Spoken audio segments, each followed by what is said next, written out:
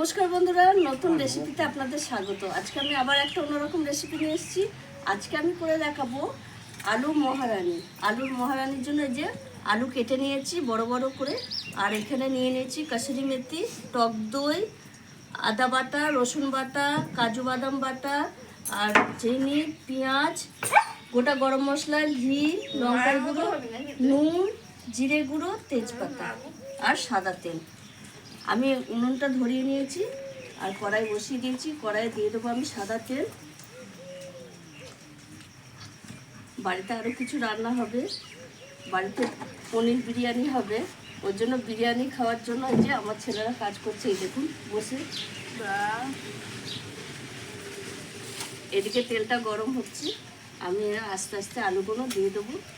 আর আলু আমার কেটে ধোয়াই আছে, আলুগুলো প্রথমে ভেজে নেবো। এই দেখুন বন্ধুরা, আলুগুলো সব লাল লাল করে ভাজা হয়ে গেছে। সব আলু আমি তুলে নিচ্ছি।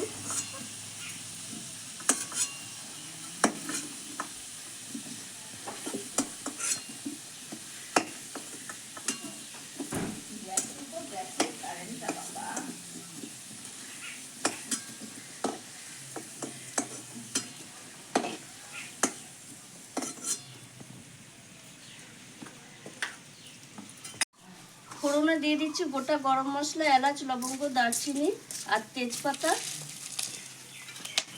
এবার আমি দিয়ে দেবো পেঁয়াজ কুচি,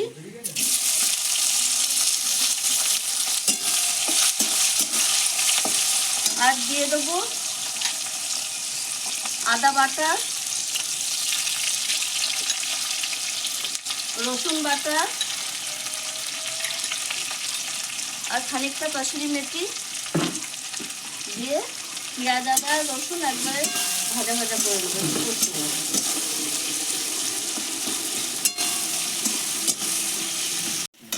এবার আমি দিয়ে দেবো স্বাদ মতো নুন, জিরের গুঁড়ো, লঙ্কার গুঁড়ো,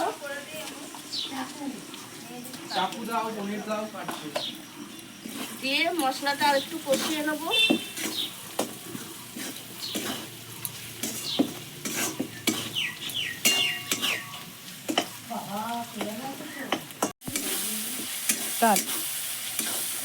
মশলাটা কষা কষা হয়ে এসছে। এবার আমি স্বাদ ব্যালেন্সের জন্য চিনি দেবো।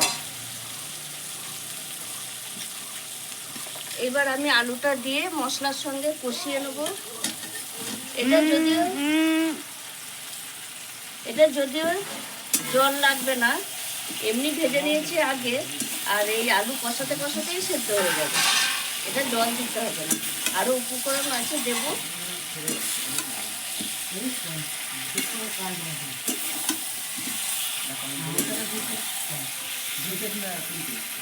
বড় কাটা এই দেখুন বন্ধুরা, আলুর সঙ্গে মশলা কষিয়ে নিচ্ছি। এবার দিয়ে দেবো আমি টক দই, ফেটিয়ে রাখা টক দই। এটা ঘরেই কেটে নিয়েছিলাম। পেঁয়াজ, টক দই আর এই দুধের ইয়েতেই আলু সেদ্ধ হয়ে যাবে। এবার দিয়ে দেবো আমি এই যে কাজু বাদাম বাটা,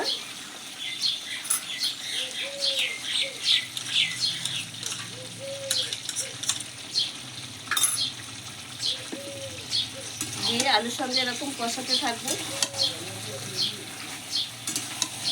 কষাতে কষাতেই আমরা এই দেখুন বন্ধুরা অনেক সেদ্ধ হয়ে গেছে। এই দেখুন আর কত সুন্দর কালারটা এসছে দেখুন।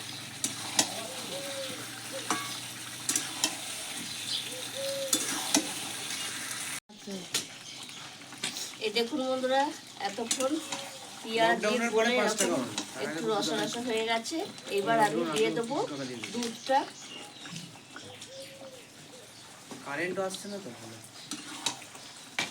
দুধটা দিয়ে দিয়েছি, একটু নেড়ে চেড়ে নেবো। এই দেখুন আলু একবারে সেদ্ধ হয়ে গেছে।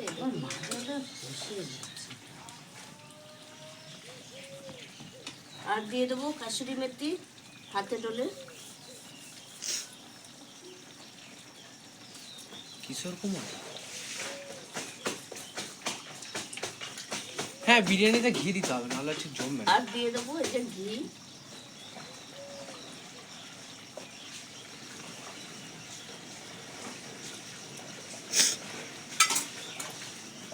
গেছে আমার পনির যে আলুর মহারানি। এই দেখুন দুধটা দেওয়াতে আর একটু গ্রেভি গ্রেভি হয়ে গেছে। এবার আমি নামিয়ে নেবো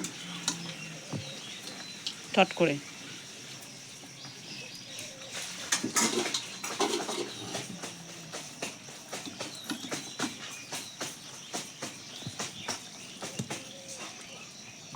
কড়াই থাকবে না দেখুন বন্ধুরা কত সুন্দর হয়েছে। এই দেখুন আর দারুণ সুগন্ধ আসছে, কাসুরি মেথি ঘি। আপনারা এইভাবে আলু একবার দিয়ে মহারানি করে খাবেন, ভালো লাগবে। আলু অনেকভাবে দম করে খাওয়া যায়, কিন্তু এইভাবে একবার মহারানি করে খেয়ে দেখবেন, দারুণ লাগে। আর আমি যেইভাবে করেছি সেইভাবে একবার করে জানাবেন কমেন্টে কেমন হয়েছে। আর আমার এই ভিডিওটি যদি আপনাদের ভালো লেগে থাকে তাহলে লাইক করবেন, শেয়ার করবেন, সাবস্ক্রাইব করবেন। আবার দেখা হবে আগামী ভিডিও। টাটা।